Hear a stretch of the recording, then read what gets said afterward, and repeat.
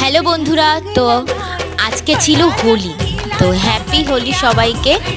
অগ্রিম জানাতে পারলাম না, অনেকটাই লেট হয়ে গেলাম আমি। তো দেখো, বাড়িতে আমরা আমরা আমরা মিলে একটু রং খেলে নিয়েছিলাম, তারপরে ব্যাগপত্র গুছিয়ে নিয়েছি। চলো তোমাদেরকে নিয়ে যাচ্ছি আমার বাড়িতে। তো ওরা সবাই মিষ্টি কিনতে নামছিল। ওরা সবাই বলতে আমার ননদ মানে বুনু আর আমার বর আর আমি আর মামা, এই চারজনই আমরা যাচ্ছিলাম। তো ওরা তিনজন নেমেছিল, আর বাবার দোকানেও গেছিলো ওরা, বাবাকে রং টং দিয়ে এসছে।